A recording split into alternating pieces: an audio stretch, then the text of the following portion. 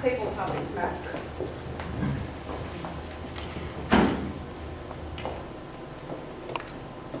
Fellow Toastmasters, when our Vice President of Education first approached me about giving a presentation on the skills of impromptu speaking, I thought she had lost her marbles. I don't like to do impromptu speaking. I would rather hide behind this lectern, podium, pulpit thingy here and be the table topics master, because then I can dish out the questions and I don't have to be on the other end standing up and giving a 1 to 2 minute impromptu speech. But Melissa had method in her madness. She knew that it was time for me to get out of my comfort zone and to get up in front of this lectern. And so I accepted her challenge, and I researched the canned script that she handed me. I studied the skills involved, and I learned a few things along the way. And I would like to share a few of those things with you now. And I hate to turn my back to you here, so let me move over here. And let me tell you what we need to learn about when it comes to giving an impromptu speech. Now, we all know, we've all been through the trials and the terror of table topics. We know that table topics is the time of the evening, it will be coming up very soon, when participants are expected to get up and give a coherent, entertaining, organized response to a question or a statement. No wonder so many Toastmasters would rather give a prepared speech than just get up and talk for 1 to 2 minutes. Why do we keep doing table topics then? It's because we need the practice. Every day we're called upon to do impromptu speeches. How tongue-tied was Valerie when she met her future in-laws for the first time? Or Joseph, do you remember your response when you were first asked what you thought and felt at the first Toastmasters meeting you ever attended? Who here has been in a social situation when you didn't know a soul and a total stranger walked up to you and started talking? Suddenly, the area where your brain used to reside is now packed full of cotton balls. Off-the-cuff speaking opportunities can occur any place and any time. Chris is at a business meeting at the home of an executive, and the conversation turns to the state of the economy. And someone mentions that they compare it to Chris's company's annual report. Chris has listened to what is going on. He's heard the talk, and he is preparing a response. And his response is, yes, that's true. That was a very good comparison, and I appreciate what you said. If Chris didn't agree with that, then he could turn that around. Even though he's heard it, he can say, that's a very interesting statement, but I must disagree. You know that my company always runs in the black, and you can't say that for our government. The first skill that we need to do when it comes to doing either table topics, which we'll be doing later, or just an impromptu speech, wherever you may be, is to listen. We often hear someone's words, but we don't listen to their content. The best speakers know how to listen. They realize that a good response is dependent on careful listening, and paying attention can pay off.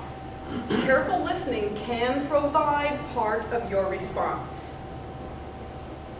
Being an effective speaker goes hand in hand with sharpening the skills of your power of concentration. So resist the impulse to interject your own ideas before the person has finished talking. Focus instead on what is being said. The advantages will be threefold. First, respect. People are more likely to listen to your ideas if you listen to theirs. Second, ready-made dialogue. You may be able to incorporate some of what you've heard into your reply. And third, on-target responses. Careful listening improves your chances of commenting directly on the topic. After you've listened, you need to pause. You've heard the question, you've listened. Now it's time to take a few moments to pause before you speak.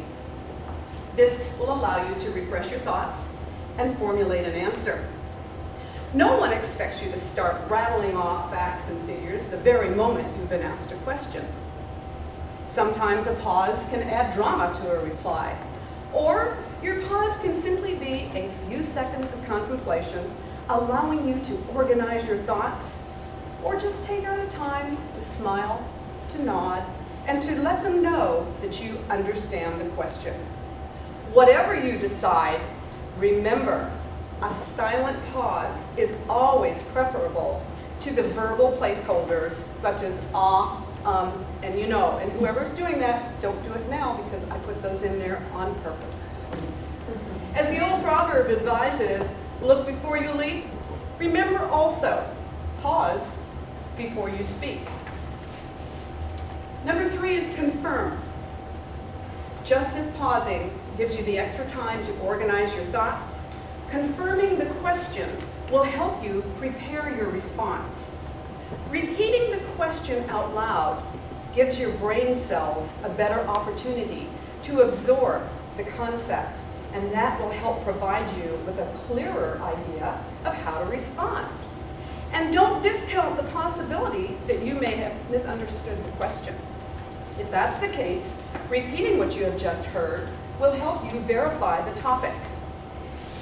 Down to tell. Now that you have everyone's attention, dazzle them with your reply. As you express your thoughts, remember to stay focused. At this point, your challenge is to tell only the essentials. I would believe that this is where loquacious comes into the factor. Do not get loquacious. Focus on what you have to say and say it. This can be the most difficult part of an impromptu speech. Many speakers find themselves so energized by now that they want to talk on the topic from A to Z. And that is why it's important to go to the 5th and final step, end. How many here tonight have ever been held hostage by someone who would not stop talking? Let's not even go there. Once you have said what you have to say, don't belabor it. Don't be loquacious. Bring your comments to a close. Emphasize your main point. Smile while making that final eye contact with your audience, and then sit down. Now that you know how to handle an impromptu speaking opportunity, allow me to share with you 3 don'ts. Number 1, don't apologize. Apologize. Biding time with applause is fine. Restating the question will help you steady your response. But never take the time to apologize or make excuses. The audience does not need to know that you don't know everything about the subject, and the audience doesn't need to know that you don't feel qualified or that you think Gwen is more qualified. Just remember the 5 points that I just shared with you. Listen, confirm, pause, tell, and end. Using those skills will give you the ammunition you need to present your impromptu talk. Next is don't ramble. Every single one of us here, I believe, has gotten up on our 2 feet and rambled and rambled and rambled during a table topic session. And that is one thing we need to learn not to do. When you're forced to think on your feet, it's easy to resort to rambling. You repeat old statements. You add new points. You backtrack. Your brain freezes, and on and on and on. One of the most logical ways to wrap up a talk is to come full circle and restate your original points, but be brief. Or as the Greek philosopher Dionysius once wisely stated, let thy speech be better than silence, or be silent. Don't invent. A skilled impromptu speaker knows that to bluff one's way through a speech is risky at best. Strive for sincerity rather than inventiveness. If you don't know how to say so, and then ask some questions that might interest the person talking with you. After all, it's entirely possible that he or she may like to try their impromptu skills with you. Being able to think on your feet is an excellent mental habit to cultivate. But like other good habits, it takes time and effort to establish. Once you understand and practice the basic concepts, you'll find yourself more than ready to accept the challenge of impromptu speaking. I hope that these skills will be useful for you as we prepare for our Table Topics Marathon coming up next week. The entire meeting will be devoted to table topics, and we will all have the opportunity to practice, listen, pause, confirm, talk, and end.